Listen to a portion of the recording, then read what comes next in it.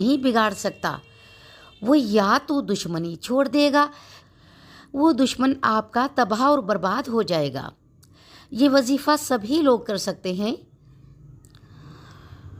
खुद कोई इंतकाम लेने की कोशिश ना करें, बल्कि अपने उस जालिम या दुश्मन या बदगो